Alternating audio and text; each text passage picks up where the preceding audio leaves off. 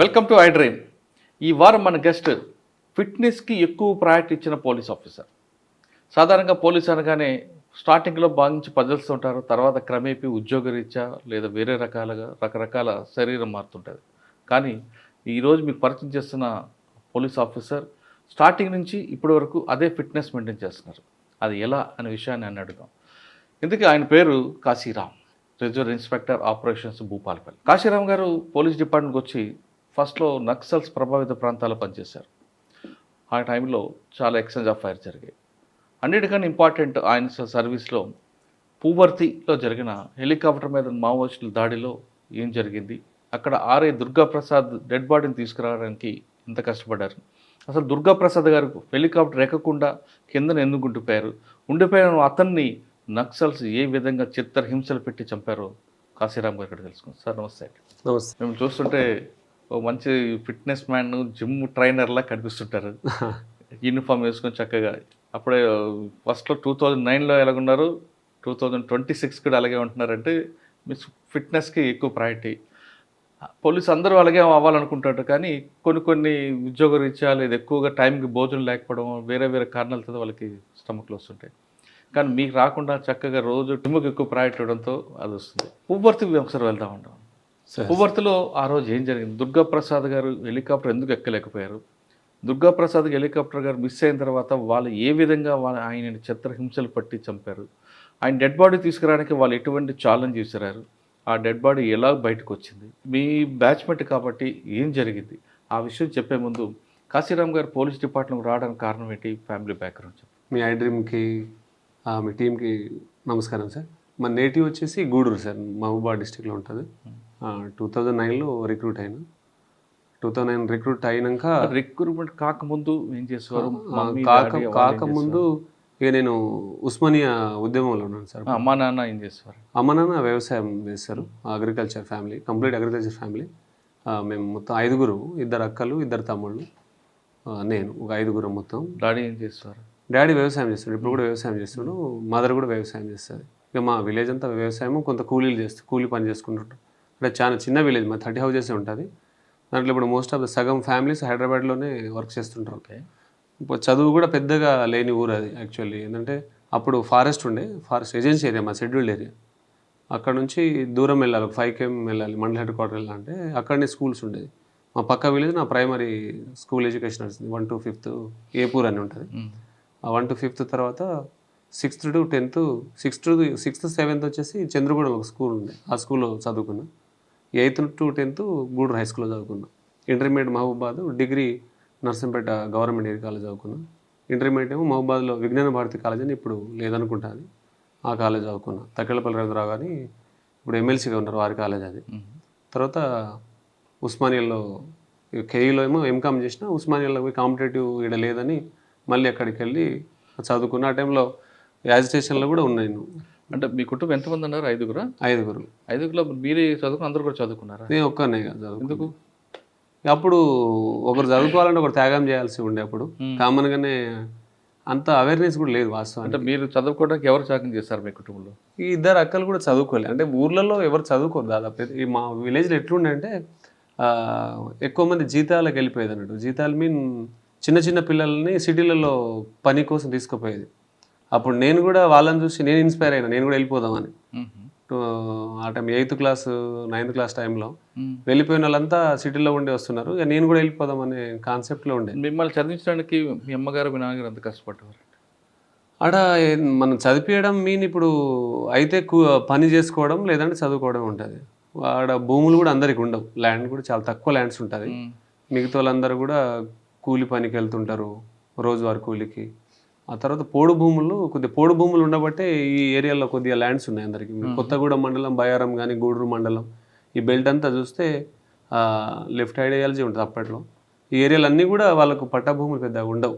మనిషికి 10 గుంటలు 20 గుంటలు అట్లా కుటుంబాలకు ఉండేది. తర్వాత వీళ్ళకు పోషణ సరిపోకపోతే అటవీ మళ్ళీ కోసుకొని వాళ్ళు కల్టివేషన్ చేసుకొని అట్లా అటవీ భూములు ఉంటుంది. అంటే దానికి మీ ప్రాంతం అంతా లెఫ్ట్ ఐడియాలజీ బాగుండేది. మరి మీరు ఇప్పుడు అటు వెళ్దామని ఆలోచించలేదా? మేమంతా అవే పాటలు పాడేటోళ్ళం చిన్నప్పుడు. ఏ పాటలు? మేము లెఫ్ట్ పాటలే వాడేటోళ్ళం చిన్నప్పుడు. కంప్లీట్ ఉండేదా? దళం ఉండేది ఊర్లో, దళం వచ్చేది. ఏ దళం మా సైడ్ అంతా ఎఫెక్ట్ సిపిఐఎంఎల్ న్యూ డెమోక్రసీ ఉంటుంది. వచ్చాయి? అంటే మావోయిస్ట్ యాక్టివ్ కంటే ఎన్డీ టీమ్స్ ఉంటాయి. మీకు ఎన్డీ టీమ్స్ మోస్ట్లీ మీకు చూస్తే కొత్తగూడ, గూడూరు, బయ్యారము, ఇల్లందు ఈ ఏరియా కూడా అంత న్యూ డెమోక్రసీ వాళ్ళతోటే ఎక్కువ ఉండే, ఎన్డీ టీమ్దే ఎక్కువ ఉండే, వాళ్ళ ప్రాబల్యం ఎక్కువ. వాళ్ళ పాటలు ఊర్లో దళాలు వచ్చేటి, వాళ్ళతోటి వాళ్ళ పాటలు పాడేది. ఏం పాట పాడేవారు? అప్పుడు చాలా పాటలు వచ్చాయి వాస్తవానికి. అంటే నక్సలైట్లకు అంటే ఆ టైప్ ఆఫ్ అంటే వాళ్ళది ఆ టైంలో మనకు ఏదో ఏం అర్థం కాదు కదా. అప్పుడు బాగా పాపులర్ సాంగ్స్ ఉండేది. కాచనపల్లిలో ఎన్కౌంటర్ అవుతుంది, కోటన్న పరశురామన్ అని పెద్ద ఎన్కౌంటర్. అది నాకు తెలిసి 94, 95లో అన్నట్టుంది అది. ఓకే, మేము చిన్నప్పుడు అది ఆ టైంలో ఆ క్యాసెట్లు చాలా పాపులర్. అవి పోలీసులు వస్తే దాచుకునేది ఆ క్యాసెట్లను. అవి పరిపరి టైంలో వినేది ఆ పాటలు. కాచిన్నపల్లి అడవుల్లో కనుమూసినారా కోటన్న పరశురామన్ అని ఓ విప్లవ గీతాలు ఎక్కువ ఉండే. మహబాద్లో సురేష్ అన్న అని ఎన్కౌంటర్ అవుతుంది, ఆయన ఎన్డీఏ. ఓకే, ఆయన మీద పాటలు చాలా పాటలు ఉండే. కొండ కొండల నడుమ, మానుకోట కొండలు, మండే సూర్యుడు అని ఆయన పాటలు. అన్ని పాటలు మేము పాడుతుండేది. యాక్చువల్లీ పోలీసులు అందరూ మేమందరం ఆర్ నారాయణమూర్తి సినిమాలో పోలీసులను చంపితే మేము సపోర్ట్లు కొట్టిన వాళ్ళే. తెలియదు కదా ఏ ఐడియాలజీ మీద ఏముంటుంది మనకు. ఏదైతే ఇట్లా అది ఉంటుందో దాన్ని అట్లా ఆస్వాదిస్తుంటాం ఆ టైంలో. చాలామంది వెళ్ళిపోయిన వాళ్ళు ఉంటారు, దళంలో పనిచేసిన వాళ్ళు ఉంటారు, కామన్గానే ఉంటుంది ఊర్లలో అటు సైడు. ఓకే, మళ్ళీ ఎర్రన్న ఈ పాట బాగుండేది. నువ్వు ఎత్తిన జెండా ఇడవబో నువ్వు ఎల్లన్ను, నేను ఎత్తురు గుండెలు హత్తుకుంటాం ఎల్లన్న, నీడా చూపి నోనివన్న, తోడు నడిచి నోనివన్న, లంబాడెల్ల తండాలల్లో, కోయాలల్ల గూడాలల్లో, నీ అడుగుబడ్డ పల్లెలన్నీ ఎల్లన్ను, అవి తిరగబడ్డ సింహాల ఎల్లన్న అని పెద్ద పాట. చాలాసార్లు పాడుకుంటాం మేము పాటను. పోలీస్ జాబ్ ఎందుకు తీసుకోవాలనుకున్నారు? పోలీస్ జాబ్ అంటే పోలీస్ జాబ్ అంటే ఒకటి ప్యాషన్, ఒకటి కామన్గా ఊర్లో ఎట్లుంటుంది. నువ్వు ఎత్తుండగానే అరే బిడ్డ పోలీస్ అవుతావురా, మామూలుగా మీరు చూస్తుంటారు. మనం ఎత్తుండగానే వట్టేనే వాడిని రెచ్చగొడతాము. కొందరు మైండ్ సెట్లో అట్లా ఫిక్స్ అవుతుంది, స్ట్రాంగ్గా ఫిక్స్ అయిపోతాడు, నేను పోలీస్ కావాలని ఫీలింగ్లో వెళ్ళిపోతాడు. అలాంటి పరిస్థితి ఒకటి. మనకు వచ్చిన చదువు కొద్దిగా కాస్త కూస్తో వచ్చినప్పుడు ఇదే టార్గెట్ పెట్టుకుంటాం, కొద్దిగా ఈజీగా కొట్టే ఉద్యోగం. ఆర్థిక పరిస్థితులు, సామాజిక పరిస్థితులు కూడా దీనికైతే సూటబుల్ అవుతుంది, దీనికైతే మనం ఈజీగా కొట్టవచ్చు అనేది ఒకటి ఉంటుంది. ప్రతి పేదోడు పెట్టుకున్న లక్ష్యమే ఉద్యోగమే ఫస్ట్. అంటే ఈ ఉద్యోగం ఇంకో ఉద్యోగం మంచిగా వస్తే నేను కూడా పోతా. అంటే పోలీస్ ఉద్యోగం ఏమైనా మాకు ఐఏఎస్ ఇస్తా అంటే ఐఏఎస్ రాస్తే వస్తే మేము వెళ్ళిపోతాం. ఇదే ప్యాషన్ అంటే ఇప్పుడు ఉన్న దాంట్లో అది ప్యాషన్ మాకు. నువ్వు హైట్ ఉన్న బిడ్డ నువ్వు అవుతావురా అంటే ఇది హైట్ ఉన్న చాలా మంది అంటారు కదా, మరి మీరు స్పోర్ట్స్ ఏమైనా ట్రై చేయలేదా? స్పోర్ట్స్ అంటే ఇదే మా ఏరియాలో అవగాహన ఉండదు పెద్దగా. నా స్కూలింగ్ అట్నే వెళ్ళిపోయింది, డిగ్రీ కూడా పని చేసుకుంటూనే వెళ్ళిపోయింది. హైదరాబాద్ అప్పుడు మేము హన్మకొండ కూలి పనికి వచ్చేవాళ్ళం. నేను డిగ్రీలో ఉన్నప్పుడే హన్మకొండ పబ్లిక్ గార్డెన్ అడ్డ ఉంటుంది, ఇప్పుడు కూడా అడ్డ మీద చూసి మా పిల్లలు చూపిస్తుంటా, అరే బిడ్డ డైరీనే కూలి పని చేసుకున్నారా నేను అని. ఎంత ఇచ్చేవారు అప్పుడు? అప్పుడు 50 రూపీస్ ఇచ్చేది. అయితే అప్పుడు ఇవి క్రెయిన్లు పైన పికప్ చేసి వెళ్ళేవు. 4వ అంతస్తు మీద సిమెంట్ బస్తా మోస్తే 100 రూపాయలు డబుల్ కూలీ అని దాని పేరు. అంటే ఎవరైతే ఫిట్ ఉంటే ఆ కూలీకి ఎంచుకునేది అన్నాడు. 2 రోజులు కష్టం, 1 రోజు చేస్తే మనకు వచ్చేస్తుందని ఆ కూలీ చేసేది అన్నాడు. సిమెంట్ బస్తాను 4th ఫ్లోర్లో రోజంతా మోయాలి, ఒకటేసారి కాదు. ఇది మోసుకొని పోయి మెట్ల మీదకి వెళ్ళి వేసి రావాలి. ఆ సిమెంట్ బస్తాలు అని పైకి. ఎన్ని బ్యాగులు వేసేవారు రోజుకి? అంటే అప్రాక్సిమేట్ తెలియదు కానీ వేసేటోళ్ళం, చాలా వేసేటోళ్ళం. ఒక 30 కూలీ ఎక్కువ వస్తుంది. డబుల్ కూలీ అది 100 రూపాయలు ఇస్తారు, 2 కూలీ ఒక్కరికి ఇస్తారు. మోయరు కదా ఎవరు, బలం ఉండదు అనేది ఒకటి ఉంటుంది. అప్పుడు ఊర్లలో మామూలుగా కబడ్డీ నాటు గేమ్సే ఉంటాయి. కబడ్డీది ఏముంటుంది, ఏం అవసరం లేదు, దానికి ఎట్లయినా ఆడుకోవచ్చు. ఒక గీత గీసి అటు ఒక టీం ఇటు ఒక టీం ఆడుకోవచ్చు. ఊర్లలో అదే ఉంటుంది, పెద్దోళ్ళు చిన్నోళ్ళు అంతా అదే ఆడుతుండే. అదొకటి అలవాటు ఉండే నాకు. తర్వాత యూనివర్సిటీ గేమ్స్ ఆడేటప్పుడు నాకు అది ఇంజూరీ అయ్యి అది మానేసిన. యూనివర్సిటీలో గేమ్ పోయినప్పుడు అది మానేసినాక అథ్లెటిక్స్ ఈ పోలీస్కి ఇదే ప్రాక్టీస్ ఉండే కాబట్టి ఆ క్రమంలోనే అథ్లెటిక్స్ నేను ఉస్మానియా యూనివర్సిటీ ఛాంపియన్. నేను 2009 ఆర్ట్స్ కాలేజ్ ఛాంపియన్. నేను ఆ ఛాంపియన్షిప్ వచ్చి తర్వాత బేడికాల ఛాంపియన్షిప్ 2 ఛాంపియన్షిప్లో కొట్టి ఉండే. అవి అంటే నాకు తెలిసి ఉస్మానియా ఆ ఛాంపియన్షిప్లో నాన్ స్పోర్ట్స్ బ్యాక్గ్రౌండ్ నాదే ఉంటుంది.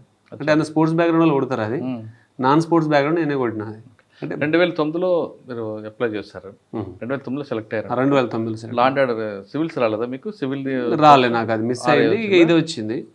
ఇది వచ్చినాక కంటిన్యూ చేసుకుంటాం. తర్వాత కన్వర్షన్ ఛాన్స్ ఉండే, కాకపోతే నాకు నేను తీసుకోలే. ఇక వేరే ట్రైనింగ్ ఎక్కడైంది మీకు? అప్పాలని ట్రైనింగ్. ఓకే, ట్రైనింగ్ తర్వాత ఫీల్డ్ ట్రైనింగ్. ట్రైనింగ్ అయిన తర్వాత గ్రౌండ్ ట్రైనింగ్ ఉంటుంది మళ్ళీ 3+2 అంటే 5 months ఉంటుంది గ్రౌండ్ ట్రైనింగ్. గ్రౌండ్ ట్రైనింగ్ ప్రేమాత్పేటలో అవుతుంది. అయినాక ఆపరేషన్స్ మీద ప్రాక్టికల్గా వైజాగ్ బేస్ క్యాంప్ ఉంటుంది కదా, వైజాగ్ గ్రౌండ్స్, దాని నుంచి అటు ఏఓబి బార్డర్స్ అవి దాంట్లో 2 months అక్కడ ఉండే. ఇక్కడ కూడా నేర్చుకున్నారా తెలంగాణలో కూడా దాంట్లో? తెలంగాణలో ఏంది గ్రౌండ్స్? గ్రౌండ్స్ తెలంగాణలో తెలంగాణలో ప్రేమాత్పేట మెయిన్ ట్రైనింగ్ సెంటర్. కానీ టెరైన్ డిఫరెంట్ ఉంటుంది తెలంగాణకి ఏఓబికి. ఏఓబికి అన్ని హిలాక్స్ ఏరియా, అవి వెదర్ కూల్ ఉంటుంది, రెయిన్ఫాల్స్ నడుస్తుంటుంది అటు ఏఓబిలో. ఛత్తీస్గఢ్ బార్డర్ ఇది మీరంతా చెర్ల, వాజేడు, వెంకటాపురం, పేరూరు, చింతూరు, ఈ బార్డర్ అంతా ఛత్తీస్గఢ్కి, అది అటు ఒరిస్సా తగులుతుంది. కానీ టెరైన్ ఏది బాగా ఎక్కువ మీకు టఫ్ అనిపించింది? టఫ్ టెరైన్ అంటే ఇదే టఫ్ అనిపిస్తుంది. అది కొద్దిగా కూల్ వెదరే ఉంటుంది. ఇది ఈ ఈడగున్న గుట్టలు ఇవన్నీ కూడా బాగా టఫ్ ఉంటాయి ఇటు సైడ్. అంటే ఒక్కొక్క ఏరియాలో ఒకటి ఉంటుంది. కొన్ని డ్యూటీ ఏంటి? ఫస్ట్ అక్కడ నేను అది ఖమ్మం పోస్టింగ్. ఖమ్మం అయితే డైరెక్ట్ కొత్తగూడెం యాంటీ నక్సల్ స్క్వాడ్లోనే వెళ్ళిపోయాను. ఎంతకాలం పని చేస్తారు అక్కడ? Anti Naxal squad 5 years, 2011 to 16 చేసిన. 5 years అక్కడే సర్వీస్. మీకు బాగా మెమరబుల్ చెప్పండి ఒకటి. మెమరబుల్ చాలా ఉన్నాయి, అంటే చాలా ఇన్సిడెంట్స్ ఉన్నాయి వాస్తవానికి. పువర్తి దాంట్లో 12 parties ఉంటుంది. అంటే పువర్తికి ముందు శ్రీరాములు శ్రీనివాస్ కూడా ఒక డిఫరెంట్ కేసు. అది ఏంటో, శ్రీరాములు శ్రీనివాస్ యాక్చువల్లీ ఛత్తీస్గఢ్ నుంచి వస్తుంటాడు.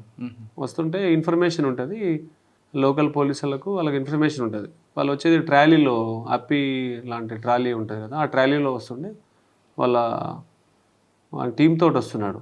అది మిస్ అవుతుంది, వెహికల్ మిస్ అయ్యేసరికి అక్కడ లోకల్ ఎస్ఐ గారు ఉంటారు, ఆయన పట్టుకోవడానికి ట్రై చేస్తే అది వెహికల్ ముందు తీసుకెళ్ళి దాంట్లోకి పారిపోతుంటాడు. ఆయన పారిపోతే ఆయన దొరకడు. ఆ రోజు నైట్ అయిపోతుంది, దొరకనప్పుడు మేము ఆపరేషన్స్ కదా, మాకు మా ఓజీ గారు చెప్తారు, ఇట్లా శ్రీరామ శ్రీనివాస్ మిస్ అయ్యిండు వైరల్లో, మళ్ళీ ప్లేన్ ఏరియాలో మిస్ అయ్యిండు ఆయన, ప్రతి సీన్లో అవి ఉంటాయి. అడిగిపోతే ఇక ఇటు వెళ్ళిపోయిండు. అంటే వాడు వైరా డ్యామ్ ఉంటుంది, పెద్ద ప్రాజెక్ట్ ఉంటుంది అటు సైడ్. అంటే ఇక పార్టీలన్నీ నైట్ అంతా వెతుకుతాం. అప్పుడు నైట్ అంతా వెతికినా దొరకడు ఆయన. దొరకనప్పుడు మళ్ళీ నెక్స్ట్ డే ప్లాన్ ఏం చేద్దాం ఏందని, ఇప్పుడు ఆయన నక్సలైట్ అని చెప్తే ఊరోళ్ళు భయపడతారు. మరి ఏం చేయాలి మనం అని ఏంటి, ఆ లోకల్ ఎస్హెచ్ఓ గోపి సార్ అని ఉండే, ఇప్పుడు ఇన్స్పెక్టర్ చేస్తున్నాడు, ఎక్కడో మట్టివాడ చేసి ఉండే.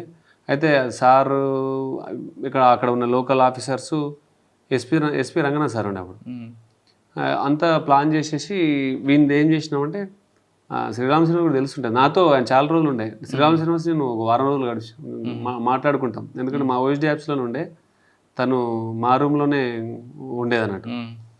ఆయన పట్టుకునేటప్పుడు నెక్స్ట్ డే ఏం చేస్తామంటే, ఒక పిచ్చోడు వచ్చిండు, పిల్లలను పట్టుకునే పిచ్చోడు, ఆయన మీకు కనబడితే చెప్పండి అని చెప్పేసి మనం ప్రచారం చేస్తాం అన్నట్టు.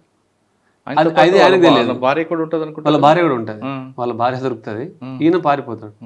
అయితే ఈయన ఏమనుకుంటాడంటే, నేను నక్సలైట్ అని తెలుసు కదా వీళ్ళకు, నక్సలైట్ అని మళ్ళీ నేను పోతే పట్టుకుంటారని ఆయన వేషం మార్చుకొని కొద్దిగా పిచ్చోళ్ళు లెక్కనే ఆయన బయలుదేరుతాడు. అయితే అక్కడ వెంచర్ సైడ్ ఏదో ఆడ కళ్ళు మండవాళ్ళు ఉంటాయి కదా, ఆడ కళ్ళు తాగుతుంటే, అరే పోలీసు వాళ్ళు చెప్పారు కదా పిచ్చోడు అని, ఈయనేమో అని వీళ్ళు పట్టుకొని ట్రై చేస్తే ఈయన రాళ్ళేస్తాడు. అరే పిచ్చోడు వీడేరా పక్క, ఈయనే కావచ్చు అని. అట్లా శ్రీనివాసన్ వాళ్ళు ఫస్ట్ ఇది చేస్తారు. అప్పటికి మేము తిరిగి ఫోన్లన్నీ కూడా స్విచ్ ఆఫ్ అయినాయి. మళ్ళీ ఛార్జింగ్ పెట్టుకొని పోలీస్ స్టేషన్లో కూర్చున్నాం, నేను ఎస్ఐ గారు ఇట్లా కూర్చుంటే అప్పటికే ఎస్ఐ గారు ఫోన్ చేస్తుండే. వాళ్ళు చేస్తే ఇక 2-3 ఫోన్కి లేపిండి, ఏదో 10 వస్తుంది అన్న నెంబర్ లేపితే, సార్ ఇక్కడ పిచ్చోడు దొరికి సార్ అంటారు వాళ్ళు. అనగానే మా డౌట్ ఏంది, మాకు పిచ్చోడు కాదు కదా, మేము ఏదో మామూలుగా పిచ్చోడు అని చెప్పినా కానీ వీళ్ళు పిచ్చోడిని పట్టుకుని ఉంటారు, మేము అసలు అనుకునే శ్రీనివాస్ కానీ ఇది కాదని మేము అనుకున్నాం అన్నట్టు. ఎందుకైనా మంచిదని అప్పుడు కమాండర్ జీపులు ఏమండి, అది వేసుకొని పోయినాం వాడికి. పోతే శ్రీనివాసే, ఆయన పిక్ చేసి. అంటే అప్పటికి ఆయన ఫోటో ఉందా మీ దగ్గర? శ్రీనివాస్ ఉంది, తెలుసు. ఇక ఆ ఏరియాలో ఉన్నది ఒకటే కాదు ఇక ఉన్నది. ఆయన మంచోడైనా పిచ్చోడైనా పట్టుకుంటే అయిపోయాక ఫస్ట్ ఆయన పిక్ చేసుకొని, రంగనాథ్ సార్ నేనే ఫోన్ చేస్తాను, ఇట్లా దొరికింది సార్ అంటే, సార్ గెస్ట్ హౌస్ తీసుకోమంటాడు. గెస్ట్ హౌస్కి తీసుకొచ్చిన సారే మాట్లాడతాడు, శ్రీనివాస్ ఇంత ఇంటెలెక్చువల్ నువ్వు ఇట్లా చేస్తావా, నువ్వు ఇట్లా పారిపోతావా, అట్లా పోవద్దు కదా అని సార్ మాట్లాడతారు. ఆయన మాట్లాడి ఆయనకు రౌండ్ కూడా తగులుతుంది, అప్పుడు ఫైర్ అయింది దాని మీద. ఆయన పోతా అంటే ఒక రౌండ్ కొడితే కాప్స్లో తగిలి ఇది అవుతుంది. తర్వాత సార్ మాట్లాడతాడు. ఆయన సాహిత్యంలో చాలా విపరీత జ్ఞానం ఉంటుంది ఆయన. అప్పుడు మహారాష్ట్రలో వినీల్ కృష్ణ ఐఏఎస్ను కిడ్నాప్ చేసినప్పుడు కూడా ఆ డిమాండ్స్ అన్నీ కూడా ఈయన రాసినవి ఉంటాయి. అంటే వాళ్ళు రాసుకొని ఈయన జైల్లో ఉంటే ఈయన దగ్గర వచ్చి ఇవి కరెక్టనా కాదా అని ఈయన అప్రూవల్ చేసి ఇది ఉండే. అంత సాహిత్యం మీద బాగా పట్టుండే ఆయనకు వాస్తవానికి. అండ్ నాకు ఒక పుస్తకం అంటే నీకు బాగా ఇన్స్పైర్ చేసిన బుక్ ఏంటని అడిగితే ఆయన డాక్టర్ కోట్నీస్ బుక్ గురించి చెప్పిండు నాకు. ఆయన ఇప్పుడు చైనా వార్లో డాక్టర్ కోట్నీస్ అని సర్వీస్ చేస్తాడు. ఆయన పుస్తకం ఆయన చెప్పిండు. ఆయన చెప్పినాక ఆ పుస్తకం తీసుకొని చదివినా. శ్రీనివాస్ గారు చెప్పారు అది. ఆయన పువర్తి అన్నది ఇక పెద్దది. శ్రీరామ్ దొరికారు మీకు. తర్వాత మీకు కూంబింగ్ వెళ్ళడం ఉంటుంది, ఖమ్మం ఛత్తీస్గఢ్ బార్డర్ కాబట్టి. ఆ కూంబింగ్లో మీకు బాగా గుర్తుండిపోయిన సంఘటన చెప్పండి. కూంబింగ్లో గుర్తుండిపోయే సంఘటన ఒకటి యాక్చువల్లీ కూర్నపల్లి కాడ మాకు ఆంబుష్ పడుతుంది గ్రౌండ్స్ పార్టీలకు. అంటే గ్రౌండ్స్ పార్టీ మా స్పెషల్ పార్టీ అని జాయింట్ ఆపరేషన్ చేస్తాయి అప్పుడు. అంటే ఏమైనా ఒక 5 పార్టీలు వాళ్ళు వస్తే ఒక పార్టీ మన ఫోర్స్ ఉంటుంది కంప్లీట్లీ. అయితే అది కూర్నపల్లి కాడనే ఒక మనోళ్ళు రిటర్న్ అయ్యే క్రమంలో వాళ్ళు ఆంబుష్ చేసి కొడతారు. దాంట్లో గ్రౌండ్స్ కమాండర్ కూడా ఇంజూర్ అవుతుంది. ఇక దాంట్లోకి వెళ్ళి వీళ్ళను బయటికి తీయడం అనేది బాగా టఫ్ అవుతుంది. అప్పుడు మా ఆఫీసర్లకు చెప్పినా కూడా మీరు ముందుకు పోవద్దు, ముందుకెళ్తే మళ్ళీ మీ మీద అటాక్ అవుతుంది అని వాళ్ళు ఉండే. యాక్చువల్లీ వాళ్ళనే మనం తీసుకురావాలి తప్ప మనం పోలేమని.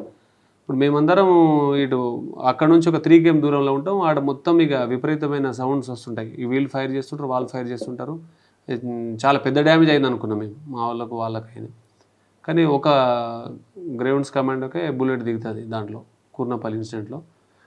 దాన్ని మళ్ళీ వచ్చేటప్పుడు అందరు ప్యానిక్ అవుతుండ్రు మనల్లో. అక్కడ నుంచి వద్దామంటే ఎట్లా అంబుష్ చేసిరా అని. అప్పుడు మళ్ళీ మేమే అనుకున్నాం అంటే ఎటు పోతున్నా కూడా వాళ్ళే మావోయిస్టులో ఉండొచ్చు అన్నట్టు ఉండే. ఈ మనలు యూబీజీఎల్ ఫైర్ చేస్తారు, వాళ్ళు గ్రెనేడ్ వేస్తారు, ఎంత బాగా శబ్దం ఉండొచ్చు. తర్వాత వీళ్ళు అక్కడ నుంచి రిట్రీట్ అవుదామంటే భయంలో ఉండే, ఎటు కదిలేము. కానీ ఆ గ్రౌండ్స్ కమాండ్కి బ్లీడింగ్ అవుతుంది. ఆ టైంలో ఇక మేమే చెప్పినాం అన్నట్టు, మీకు ఏడ సస్పెక్ట్ అనిపిస్తాడు రౌండ్లు ఫైర్ చేయండి, వచ్చేయండి మీరు. ఇప్పుడు ఇటు సస్పెక్ట్ అనిపించింది అనుకో 2 రౌండ్ ఫైర్ చేస్తే అయిపోయాయి. ఇట్లా ఫైర్ చేసుకుంటూ వస్తారు. అయితే డైరెక్షన్ తెలియదు. ఇక మేము ఇదంతా టెన్షన్లో ఉంటాం. అప్పుడు మేము ఆ టైంలో మా దగ్గర లైట్స్ ఉంటాయి పెద్ద. ఆ పెద్ద లైట్ని ఒక తాటి చెట్టు ఉండే, ఈ ప్లేన్ ఏరియాల సైడ్కి ఒక పొలంలో తాటి చెట్టు ఉండే. ఆ తాటి చెట్టు మీద మేము లైట్ తోటి కొట్టినాం అన్నట్టు.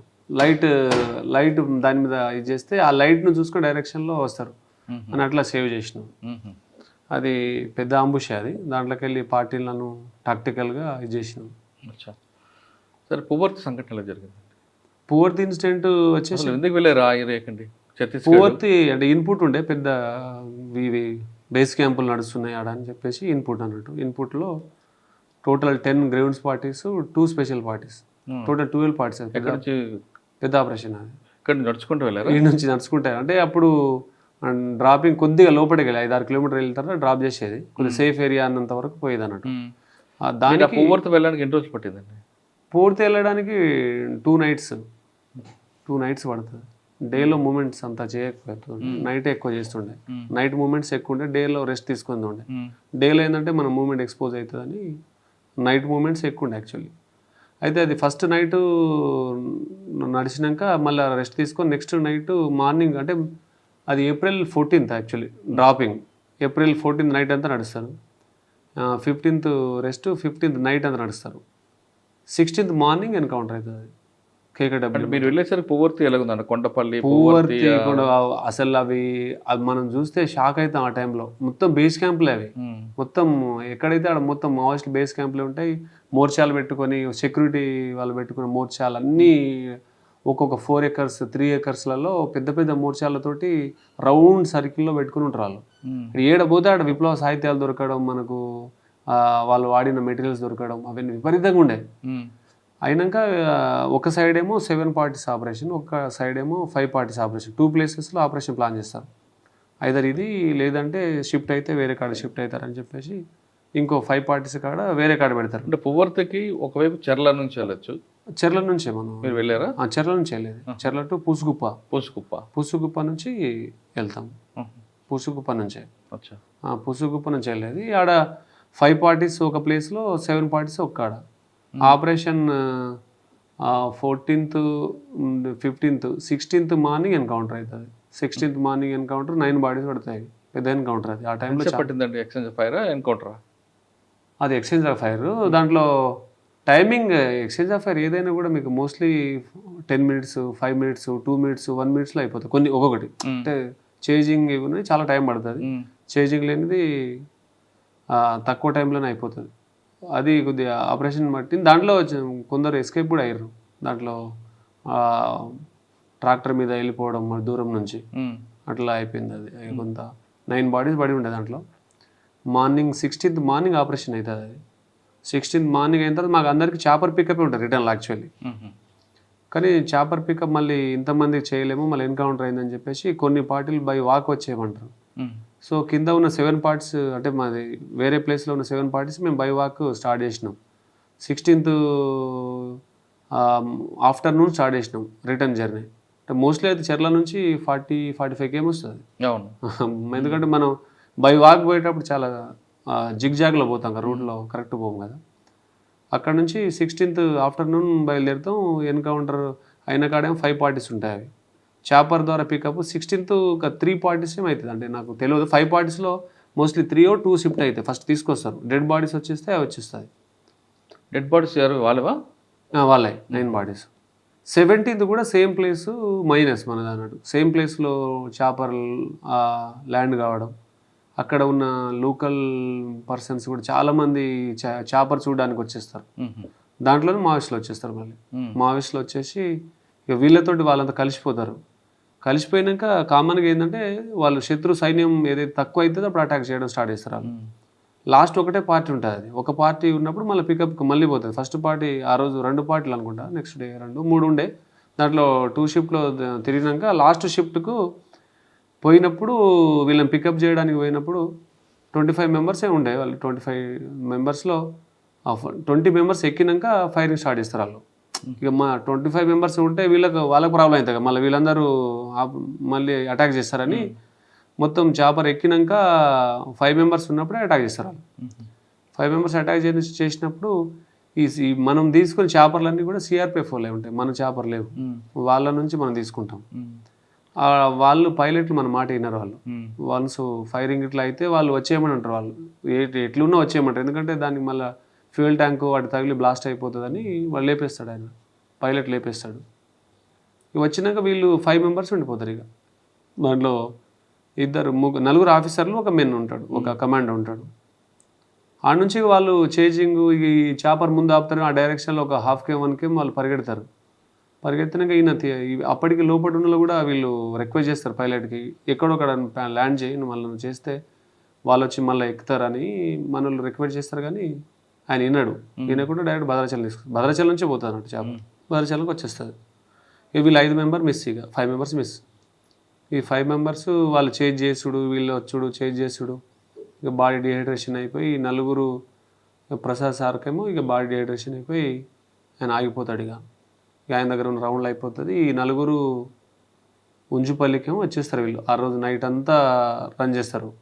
అంటే 17th నైట్ అంతా రన్ చేసి 17th మార్నింగ్ ఉంజుపల్లికి వస్తారు వీళ్ళు. ఆలోపు మాకంతా మేము వచ్చేసినాం. మేము 17th 16th 17th మార్నింగే వచ్చేసినాం మేము బయటికి. 16th అయిపోయింది కదా, 17th మార్నింగ్ వరకు నడుచుకుంటూ వచ్చేసినాం మేము. వచ్చేసి మేము పీపీకి వచ్చి, అంటే పికప్ పాయింట్కి వచ్చి ఫోన్ చేస్తా ఇట్లా మేము విజయ్ గారికి ఫోన్ చేస్తాం. అప్పుడు తెలియదు మాకు, మిస్ అయింది తెలియదు. ఇవన్నీ వచ్చేస్తున్నాయి డెడ్ బాడీలు అనుకున్నాం. మేము అందరూ వచ్చేసిన అనుకున్నాం. చాపర్లు వెళ్ళిపోయారు, మేమే నడుచుకుంటూ వచ్చినాం. అంటే మాకే లేట్ అవుతుంది వాస్తవానికి, బైవాక్ కదా మాది. అయితే వీళ్ళు 5 మిస్ అయిన విషయం మాకు అప్పుడు తెలుసు అన్నట్టు. మధ్యలో చెప్పలే వాళ్ళు 5 మిస్ అయినరు లాస్ట్ చాపర్ ఇట్లా పోతానంటే. ఇక మళ్ళీ ఆపరేషన్ కోసం అని మళ్ళీ మిగతా పార్టీలు వాళ్ళ 5 గురించి పోవాలంటే ఆ మార్నింగ్ వీళ్ళు వచ్చేస్తారు. 4 వచ్చేస్తారు. 4 వచ్చేసి ఫోన్ కాంటాక్ట్స్ సిగ్నల్ వచ్చిన ప్లేస్లో వచ్చి వీళ్ళకు మేము సేఫ్గానే ఉన్నాం 4 వచ్చేసినామంటే ఒకరు మిస్. ఆ ఒకరు దుర్గప్రసాద్ సార్. ఇక దుర్గప్రసాద్ గురించి ఇక వీళ్ళు ఎట్లా చేద్దాం ఏంటంటే ఆ లోపే ఇక చనిపోయి ఉంటాడా ఇవన్నీ ఉండే అన్నట్టు. తర్వాత వాళ్ళు లెటర్ పంపిస్తారు అన్నట్టు, ఇట్లా ఉన్నాడని వాళ్ళు పంపిస్తారు. అక్కడ ఆదివాసీ సంఘాలు ఉంటాయి. పామేడు ఆదివాసీ సంఘాలు, ఈ పూసుగుప్ప నుంచి ఇక్కడ నుంచి ఆదివాసీ లీడర్లు ఉంటారు కదా, వాళ్ళకి చర్చలకు పంపుంటే అప్పటికే చనిపోయి ఉన్నాడు ఆయన, చనిపోయిండు. వాళ్ళు చనిపోయినాక డెడ్ బాడీ కోసం ఆడబెట్టి ఆడ నుంచి వాళ్ళు వీడియోలు పంపడం, ఫోటోలు పంపడం, డెడ్ బాడీ తీసుకుపోవడం, ఛాలెంజ్ విసరడం, ఇవన్నీ చేస్తుండే. రవీంద్ర సార్ ఏమో గ్రౌండ్స్ జీసీ అప్పుడు ఏజీగా ఉండే అనుకుంటా సార్, ఆపరేషన్స్కి ఉండే. సార్ ఏమో ఎట్లయినా మనం పోదాం ఆపరేషన్ చేద్దామని సార్ ఏదో ప్లాన్ చేసిన తర్వాత మళ్ళీ ఆఫీసర్ల మధ్య డిస్కషన్ అయిందో మళ్ళీ ఆపరేషన్ ఆపేసి వీళ్ళని ఆదివాసీ సంఘాలను పంపిద్దామని ఆదివాసీ ఆయన బాడీలో బాంబులు పెట్టి ఉంచారట కదండి. అప్పుడు ఉంచిర్రని అంటారు కానీ మరి అది అక్కడ దాని చుట్టుపక్కన మొత్తం బాంబులు పెట్టారు వాళ్ళు.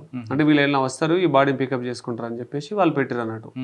మనం పోలే ఆదివాసీ సంఘాలను పంపించి వాళ్ళకి ఎవరు లీడ్ చేశారు అప్పుడు?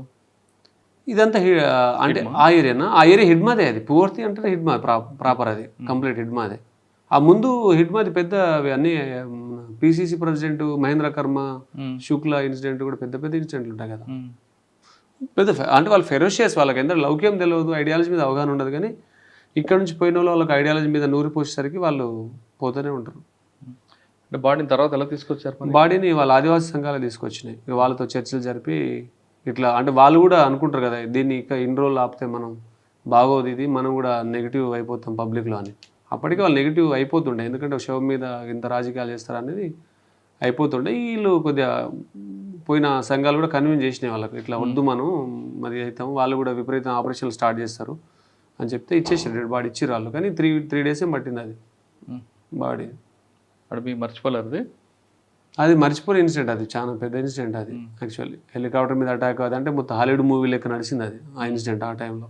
ఓకే, తర్వాత మీకు బాగా గుర్తుండిపోయిన సంఘటన కానీ లేదా చేదు అనుభవం జరిగిన సంఘటన ఉంది అక్కడ? చేదు అనుభవాలని అంటే ఇప్పుడు మావోయిస్టులు వాళ్ళు ఎంచుకున్న సిద్ధాంతం చేయబట్టే ఇవన్నీ వస్తుంది. ఇప్పుడు ఇవి అటు ఇటు రెండు కూడా ఎటున్నా కూడా ఏదైతే పేద వర్గాలు ఉంటాయో అవే ఉంటాయి లోపల. అంటే మీకు మోస్ట్లీ నీకు వీళ్ళు పోయి ఆడ మోటివేట్ చేసింది కూడా అంత ఆదివాసులనే. ఆదివాసులు మోటివేట్ చేసి 1000 మందిని రిక్రూట్ చేసి వాళ్ళ రక్తంతో ఆ నేల తడిచిపోయింది. ఇటు పోలీసు వాళ్ళ రక్తంతో. చింతలనార్ ఇన్సిడెంట్ 76 మంది సిఆర్పిఎఫ్ జవాన్లు మొత్తం ఊచకోత గురవుతారు. 76 మంది చంపేసిండ్రు. ఆ 76 మంది అంతా ఎవరైనా సంపన్నుల వాళ్ళు బాగా పైసలు వాళ్ళే కాదు కదా, వారు గరిబోలే పొట్టకూటి కోసం వచ్చిన ఉద్యోగస్తులే వీళ్ళు. అంటే అటు చూసినా ఇటు చూసినా రెండు పేద వర్గాలే ఉంటాయి. వీళ్ళు ఆడపోయి మావోయిస్టులను ఉసిగొల్పి ఇప్పుడు సల్వాజూడం అని మహేంద్రకరం పెడతాడు అటు సైడ్. సల్వాజూడం కూడా కంప్లీట్లీ ట్రైబల్ తోటి ఫామ్ చేసింది అది. గ్రామ రక్షణ దళాల లెక్క అక్కడున్న పిల్లల్ని ట్రైనింగ్ ఇచ్చి ఒక 3 నెలల ట్రైనింగ్ ఇచ్చి వెపన్స్ ఇచ్చి పడేసారు. వాళ్ళ మీద మావోయిస్టులు అటాక్ చేయడం, మావోయిస్టుల మీద వీళ్ళు అటాక్ చేయడం, ఊర్లు తగలబడిపోయినాయి. మీరు ఛత్తీస్గఢ్లో పోతే చాలా ఊర్లను కాలబెట్టేసారు. మావోయిస్టులు పోయి వాళ్ళ మీద అటాక్ చేసి ఆ ఊర్లు సజీవ దహనాలు అయినాయి. ఆవులు చాలా కాలిపోతాయి. అట్లా మొత్తం అటు చూసినా ఇటు చూసినా ఎక్కడ కూడా అది అంటే ఎప్పుడు ఈ రక్తం ఎప్పుడు కూడా అభివృద్ధిని కానీ దీంట్లో ఏమి ఉండదు అసలు. రెండు సైడ్లో కూడా బాగా డ్యామేజ్ అయింది. ఎంతకాలం పనిచేశారు మీరు ఆర్ఎస్ఏగా? అక్కడ 5 years చేసిన నేను, 11 to 16 చేసిన. 5 yearsలో ఇవి 2 గుర్తున్నాయి, ఇంకేమున్నాయి? చాలా ఉంటాయి ఇన్సిడెంట్లు, చాలా ఇన్సిడెంట్ ఉంటాయి. ఒక్కొక్కటి 7 days 6 days అడవిలోనే ఉండే, మా షూలు తోటి కాళ్ళలో స్కిన్ కూడా లేచిపోయినాయి. ఒకటి చాలా మంది ఇట్లా ఒక్కొక్కటిగా చాలా గాథలు ఉంటాయి, ఒక్కొక్కటి బాధలు వర్ణాతీతం ఉంటుంది మా దాంట్లో. సరే, 5 సంవత్సరాల ఆపరేషన్లో చనిపోయింది ఎవరు? భారతదేశ పౌరుడే. అవును.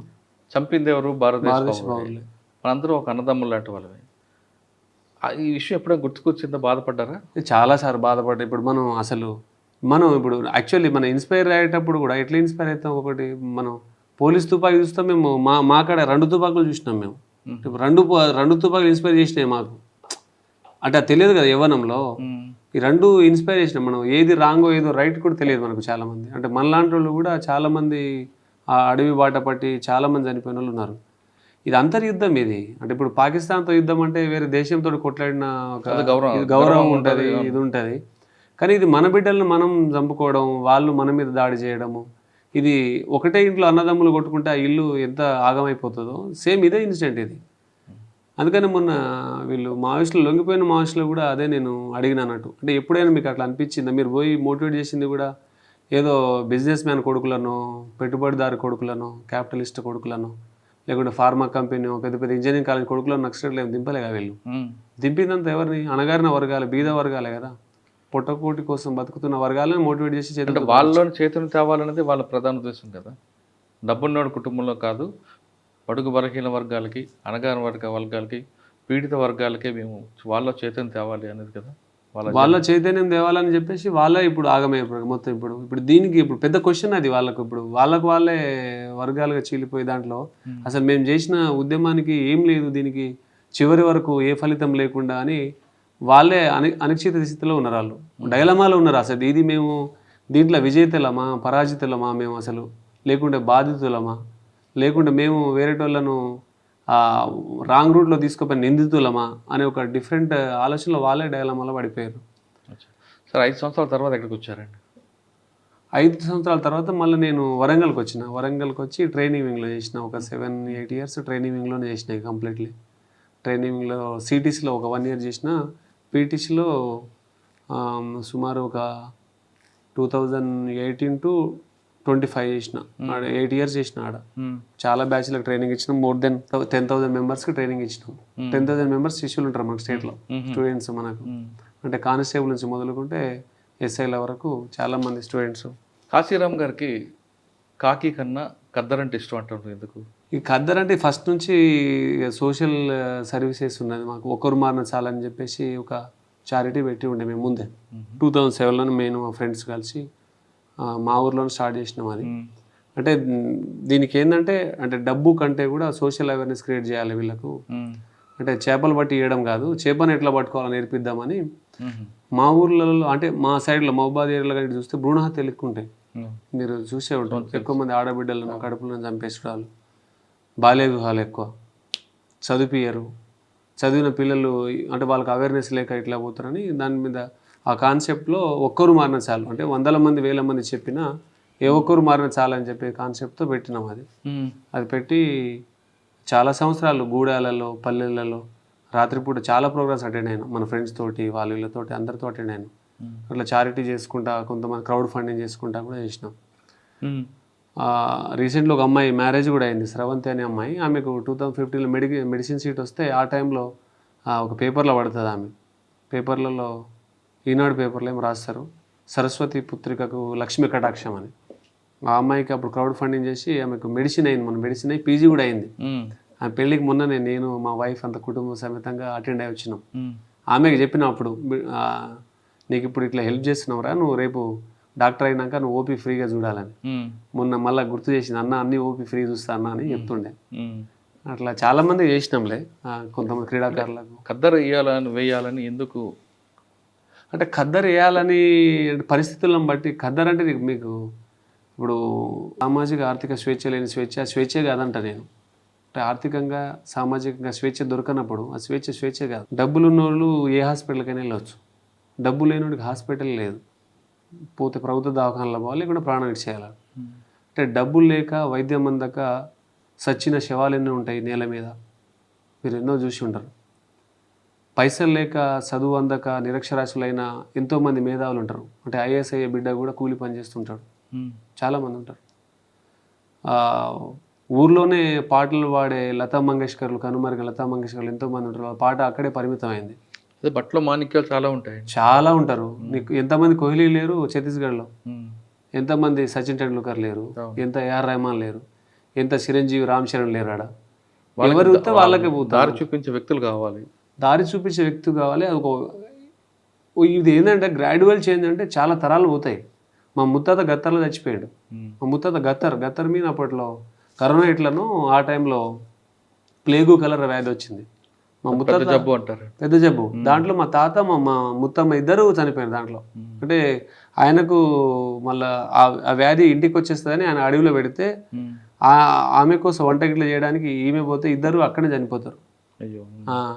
మా తాత కూడా నిండు ఆయుసు ఏం లేదు బాబా. మా ముత్తాత 25 ఏళ్ళకి చచ్చిపోతాడు, మా తాత 50 ఏళ్ళకి చచ్చిపోయాడు. అంటే ఇవన్నీ వాళ్ళకి తెలియదు, అవగాహన లేదు.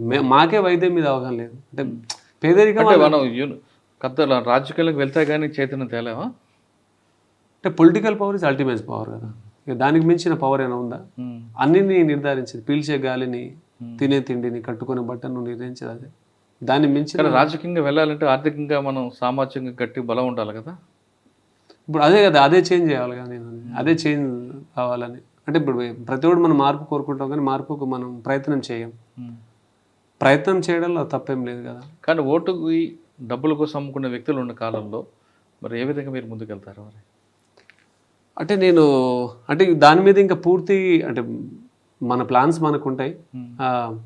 డబ్బులు లేకుండానే రాజకీయం నడవాలనే సిద్ధాంతం అందరు నమ్ముతున్నారు కదా. అది సాధ్యమేనా? అది సాధ్యం కాదా అందరికి తెలిసిపోయింది కదా ఇప్పుడు అది. అయితే యాక్చువల్లీ ఇప్పుడు మన ఏసీబీ రైళ్లు అన్ని రైళ్లు నడుస్తుంటాయి కదా, అందరి మీద నడుస్తుంటాయి. అసలు బేసిక్ మూలం కరప్షన్కి ఏదంటారండి మీరు మామూలుగా? బేసిక్ మూలం ఎక్కడ పాడైపోతుంది? కరప్షన్ ఉంది మన ఇన్బిల్ట్ అయిపోయింది కదండి. అందుకనే అబ్దుల్ కలాం గారు అంటారు చిన్న చిన్న కరప్షన్ అంటే మనం పట్టించుకోవట్లేదు. మన దృష్టిలో కరప్షన్ అంటే ₹1,00,000 5,00,000 ఉంది. కొంతకాలం పోయి అది కూడా పెద్ద తప్పేం కాదంటాం. ఇక్కడ కరప్షన్ ఉంది మనమే అలవాటు చేస్తున్నాం ఆఫీసర్లకి. అవును. హాస్పిటల్కి వెళ్ళి మనం తొందరగా వెళ్ళాలని గేట్ దగ్గర ఉన్న ప్యూన్ మనకు అడగకపోయినా మనం చేతులు ₹10 పెడతాం. అవును, అక్కడే అలవాటు అవుతుంది. డబ్బులు తీసుకుని ఓటేస్తాం ఎందుకంటే అది మన డబ్బు అంటాం. మరి ఎక్కడ మీకు తేడా వస్తుంది? అవును. మీ వెనక 10 మంది తిరగాలంటే ఆయనకి బిర్యానీ పెట్టాలి. అవన్నీ మీరు పెడతారా? ఇప్పుడు ప్రతి యువకుడు ఏం రాజకీయాలు కోరుకుంటాడు, మొత్తం మార్చాలని రచ్చబెట్టడం మీద డిస్కషన్ అవుతుంది. ఆ యువత మారకుండా అట్నే ఉంటే చేంజ్ వస్తుంది ఎప్పుడైనా. కరెక్టే గారు. ఇప్పుడు రాజకీయాలన్నీ కూడా వ్యాపారంగా మారాయి కదా, మరి ఆ వ్యాపారాన్ని తట్టుకునే శక్తి మీకు ఉందా అని? ఇక మన అంటే కొన్ని ఐడియాలజీ పవర్స్ ఉంటాయి. అంటే కొంత ఆలోచనకున్న పవరు అది తెంపుకొని బయటపడుతుంది. రైట్. కేసీఆర్ తెలంగాణ ఉద్యమం ఎంచుకున్నప్పుడు ఒక ఎమోషన్ ఉండే, ఒక ఆత్మ, దానికి తెలంగాణ ఆత్మ పట్టుకొని వచ్చిండు. ఆ టైంలో ఎంత డబ్బు పట్టినా పని చేయలే. కొన్నిసార్లు ఏంటంటే ఐడియాలజీకి ఉన్న పవర్ అన్నీ దాటిపోతుందని నేను బాగా బలంగా నమ్ముతాను. ఇప్పుడు మావోయిజం ఉన్నది, 1000 మంది తుపాకులు పెట్టరు కానీ మావోయిజం అనేది సావది కాదు. అంటే మావోయిజం మీద ఐడియాలజీ అది అట్నే ఉంటుంది. అది ఐడియాలజీ ఇంకో రూపంలో రావచ్చు, ఇంకో రూపంలో వస్తుంది. అది ఇప్పుడు గాంధీజం ఉంటుంది, అంబేద్కరిజం ఉంటుంది, బుద్ధిజం ఉంటుంది. ఇప్పుడు యేసుప్రభు క్రిస్టియానిటీ ఎస్టాబ్లిష్ చేసిండు. ఐడియాలజీ ఏంటంటే ఐడియాలజీకి ఉన్న పవర్ డిఫరెంట్గా ఉంటుంది. సో అంటే ప్రతి మనిషిలో వచ్చే ఒక ఆలోచన అది ఒక విస్ఫోటనంగా మారవచ్చు అని నేను బలంగా నమ్ముతా. అంటే ఈ ప్రకృతి అంతా సహకరించినప్పుడు మనం అనుకున్నది 100% దాని ఎఫర్ట్ పెట్టినప్పుడు రేపు అన్నీ కలిసి రావచ్చు అనేది అనుకుంటా. అంటే యుద్ధాన్ని మనం ఆ యుద్ధంలో చేయాలి. ఇప్పుడు సాంప్రదాయ యుద్ధాలు ఏమి లేవు, బెల్లు కొట్టుకొని యుద్ధం చేసేది ఏం లేవు. 6 గంటల నుంచి 6 గంటలు కొట్టుకోవాలి, వెన్నుపోటు పోడవద్దు, వెనక నుంచి పోడవద్దు అని లేవు. యుద్ధాన్ని ఎట్లయినా చేయాలి, దొరికితే కత్తిపీట, దొరకకుంటే ఏది పడితే దాంతో యుద్ధం చేయాలని నడుస్తుంది. సరే మనం మన వల్ల ఏంటంటే అరే ఒకటి మా ఊర్లోకి వెళ్ళి ఆ సైడ్లో అసలు ఫస్ట్ అంటే మాకున్న ఎడ్యుకేషన్కి మేము జాబ్ కొడుతున్నామంటే పెద్ద షాక్ అవుతారు స్టార్టింగ్లో. అరే వీడికి కూడా వచ్చిందా అట్లా చూస్తారు అన్నట్టు. ఎందుకంటే మాకు ఎడ్యుకేషన్లో ఒక 237 మంది మేము 10th క్లాస్లో ఉంటే ఒక 30 మెంబర్స్ పాస్ అయినారు. మోర్ దెన్ 200 ఫెయిల్ అయినాం మేము. నేను అట్లా 10th ఫెయిల్ అయినా, ఇంటర్మీడియట్ ఫెయిల్ అయినాను. కానీ ఇప్పుడు మీరు ఎంచుకున్న నియోజకవర్గం నుంచి మీలాంటి ఆఫీసర్లు చాలామంది దాని మీద ఫోకస్ పెట్టారు. ఆ పోటీలో కూడా మీరు నిలబడగలరా? ఇక చూడాలి. ఇక మనం అంటే ఇప్పుడు కాశీరామ్ ఎక్కడి నుంచో మొదలు పెట్టిన జర్నీ ఇక్కడ దాకా వస్తే నేనే నమ్మలే. ఇక్కడ దాకా వచ్చినా కదా, ఇంకెక్కడ దాకా పోతున్నామో నాకు కూడా తెలియదు. అంటే పాజిటివ్ థాట్స్ తోటే ఉన్నా. వస్తే ఒకటి ఉంటుంది, లేదంటే ఒక సామాజిక రాజకీయ కొత్త విప్లవాన్ని సృష్టిస్తాం. వరంగల్ తర్వాత ఎక్కడికి వచ్చారు? వరంగల్ తర్వాత వరంగల్లోనే ఎక్కువ లాంగ్. సిటీస్లో ఒక 1 year, పీటీస్లో ఒక 8 years, ఈడ వచ్చి 6 months. ఈడ 6 months నుంచి ఈడ చేస్తున్నా. ఓకే. ఇక్కడే ఉండండి ఆపరేషన్స్? ఈడ ఆపరేషన్స్ ఇక ఆల్మోస్ట్ ఇక అంటే విప్లవం చివరి దశకి చేరింది. కంప్లీట్ మార్చి 31st అమిత్ షా గారు ఇచ్చిన స్టేట్మెంట్ ప్రకారం వాళ్ళు చాలామంది లొంగిపోవడాలు ఇవన్నీ అయిపోయినది. అంటే ఒక విధంగా మంచి పరిణామం. ఇప్పుడు అంటే ఆ పల్లెలు కూడా అభివృద్ధి పదాలు నడుస్తుంది. కొంత ఆ పిల్లలు కూడా ఎడ్యుకేషన్ అందుతుంది. అంటే వాళ్ళు ఎంచుకున్న సిస్టమ్ ఎప్పుడు మనం మంచిది అనుకోవచ్చు. అంటే అక్కడ కూడా ఐఐటీలు, ఆడ నుంచి నీట్ ర్యాంకులు, అక్కడ నుంచి కూడా ఐఏఎస్ ఆఫీసర్లు పుట్టుంటే బాగుండు. కానీ ఏడైతే విప్లవం బాగా నక్సలిజం ప్రబలుతుందో అక్కడ ప్యానిక్ ఉంటుంది, భయం ఉంటుంది, యువతలో ఒక భయం ఉంటుంది, ఒక ఆందోళన ఉంటుంది. వాళ్ళు ఏ పోలీసులతో మాట్లాడినా ఇన్ఫార్మర్ లెక్క ఫీల్ అయిపోయి చంపేసిన దాఖలాలు మస్తున్నాయి. 2013లో 9 మర్డర్లు అవుతుంది. చెర్ల, వెంకటాపురం, వాజేడు ఏరియాలో 9 మంది అమాయకులను చంపేస్తారు. ఎందుకంటే వాళ్ళు జస్ట్ పోలీసు వాళ్ళు మనం దారి ఇప్పుడు మనం పోతుంటే ఒక పిల్లగాని ఆపి మనం ఏమైనా మాట్లాడినాం అనుకో సస్పెక్ట్ చేస్తారు. వాళ్ళు సస్పెక్ట్ చేసి అరే రేపు ఏమైనా మూమెంట్ ఈయన చెప్తాడేమోనని ముందే వాళ్ళను చంపడాలు జరుగుతాయి. అది అలాంటి ఏమైనా సిచ్యువేషన్ వస్తే మనం ఎవరన్నా పట్టుకొస్తే ఊర్లోకి వెళ్ళి వాళ్ళు అరెస్ట్ చూపించి జైలుకి పంపితే అప్పుడు కొద్దిగా సాటిస్ఫై అయ్యేది వాళ్ళు, జైలుకి పోయిందంటే వీడు కొద్దిగా జెన్యునే కదా అని అట్లా అనుకునేది. సరే, ఈ 6 నెలల్లో భూపాలపల్లిలో మీరు చేసిన వర్క్ ఏంటి? 6 నెలల్లో ఇప్పుడు ఈడ వర్క్ పెద్దగా ఏం లేదు, ఆపరేషన్స్ మీద తక్కువ ఉన్నది. ఎక్స్పీరియన్స్ పాయింట్ ఆఫ్ వ్యూలో ఆల్మోస్ట్ ఈడ తక్కువ ఏరియా, ఈ ఏరియాలో మూమెంట్ తక్కువ. రీసెంట్లీ మూమెంట్ అంతా కూడా అటే ఉండే. ఇప్పుడు కమిటీ కూడా అంతా ఛత్తీస్గఢ్లో ఉండి అటు నుంచి మూమెంట్ చేయడాలి. కంప్లీట్ మావోయిస్టులకు అడ్డా కానీ ఛత్తీస్గఢ్ మారిపోయింది. కర్రెగుట్టలు ఆ ప్రాంతాన్ని పువ్వర్తిని బేస్ చేసుకొని వాళ్ళ యాక్టివిటీస్ అంతా నడిచింది. ఇక్కడ నుంచి ఏమున్నా కూడా మనం ఈ నుంచి ఫోర్స్ పంపడం వాటి మీదనే ఉంటుంది, ఆపరేషన్కు హెల్ప్ చేయడం తప్ప ఈడ ఆపరేషన్స్ ఏం లేవు. ఫిట్నెస్ ఉండిపోయింది అంటే ఎందుకు అంత ప్రయారిటీ అండి? ఫిట్నెస్ ప్రయారిటీ ఇవ్వాల్సిందే. ఫిట్నెస్ అంటే నేను అనుకుంటా రోజుకి ఎన్ని గంటలు దానికి కేటాయిస్తారు? అయితే నేను అనుకుంటున్నా జెనెటికల్ ఒకటి ఉండొచ్చు. అంటే ఫిట్నెస్ అందరు కష్టపడతారు, మనకంటే ఎక్కువ కష్టపడే వాళ్ళు ఉంటారు కానీ వాళ్ళ బాడీ సహకరించదు. ఒకటి మా డైట్ మీన్ పేదరికమే నన్ను ఇట్లా తయారు చేసిన అనిపిస్తుంది. అంటే నేను చాలా స్పీచ్లో కూడా చెప్పిన, నేను అంటే ఇంట్లో ఎట్లుంటుందంటే ఒక గ్లాసు వండితే 5గురు పంపకాలు జరుగుతుంది, పంచుకొని తినాలి. ఒకవేళ మన ఆదమర్చి నువ్వు ఎక్కువ తిన్నా కూడా కొట్టిన సందర్భాలు చాలా ఉంటాయి. మా అక్క కొట్టింది, అమ్మ కొట్టింది నాకు, నువ్వు ఎక్కువ తినేసినవరా అని. రోజంతా ఆడి ఆడి మనం ఎక్కువ తినేస్తామని. అంటే పేదరికము నిన్ను అన్నం కూడా సంపూర్తిగా తిననీయదు. ఇలాంటి సందర్భాలు ఉంటాయి. అది కొంత వర్క్ అయ్యింది ఒకటి. రెండోది మా తండాలలో ఏముంటుందంటే బియ్యం తక్కువ. అప్పట్లో వరి పండించడం ఉన్నది కొద్ది కొద్ది పొలాలు ఉంటాయి, పోడు భూమి అంతా లేకుండే. అప్పుడు ఏంటంటే వీటికి వాటర్ సోర్సెస్ లేవు. అంటే బావులు ఉంటాయి, బావులో కూడా మోటార్లు ఉండవు. ఇప్పుడు పైసలు ఉన్నాడు ఇంజన్ పెట్టుకుంటాడు, ఇంజన్ ఉండేది. ఇక లేనోళ్ళేమో 2 ఎద్దులను కట్టి మోటా ఐడియా ఉందా? మోటా బాయ్ గిరక ముందుకు అది నడుస్తుంది. దాంతో ఎంత పండుతుంది? 10 గుంటలో 15 గుంటలో ఉంటుంది. అప్పుడంతా జొన్నలు వేసుకునేది. జొన్న సజ్జ ప్రధానమైన పంటలు ట్రైబల్కి. నువ్వులు, జొన్న సజ్జ, పెసర వేసుకుంటారు. దీంట్లో జొన్న సజ్జ మెయిన్. అయితే ఇవన్నీ కూడా ట్రైబల్ వీళ్ళ దాంట్లో ఇదే ఫుడ్ మాకు. అయితే తర్వాత వరి వచ్చినాక 95, 96 నుంచి కొద్దిగా వరి కొద్దిగా ఎక్కువైంది. కొద్దిగా వాటర్ సోర్సెస్ వచ్చినాయి, మోటార్లు వచ్చినాయి.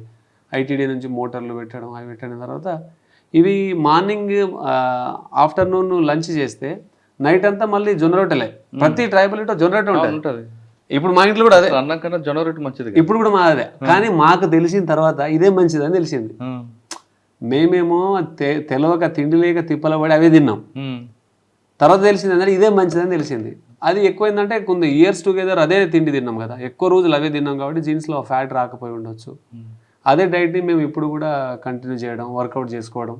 అంటే మనిషి సోకు ఉండాలి, బాడీ మీద సోకు ఉంటే, సోకు అంటారు ఊర్లలో, ఆ సోకు ఉంటే నేను ఇట్లా అంటే నాకు తెలిసి అంటే శరీరం కంటే విలువైనది ఏది లేదని నేను నమ్ముతా బాగా. అంటే ఒక మనిషి డూప్లెక్స్ హౌస్ కట్టుకోవడం బాగా ఇష్టం, ఒక బెంచ్ కార్ కొనుక్కోవడం వానికి ఇష్టం, పెద్ద పెద్ద మంచి బట్టలు కొనుక్కోవడం, బ్రాండెడ్ ఇది కొనుక్కోవడం ఒకరికి ఇష్టం. అయితే నేనేమనుకుంటా అంటే ఇవన్నీ ధరించేది మనిషే కదా, వీడు ఫస్ట్ కరెక్ట్ ఉండాలి కదా. ఇది డూప్లెక్స్లో నువ్వు ఉన్నా కూడా ఒక 100 కిలోలు దాటిపోయి నీ ఆరోగ్యం బాగలేక క్యాన్సర్తో బాధపడుతూ, లేదంటే నువ్వు ఒబెసిటీతో బాధపడు, దాంట్లో కూర్చొని ఆస్వాదించలేవు కదా నువ్వు.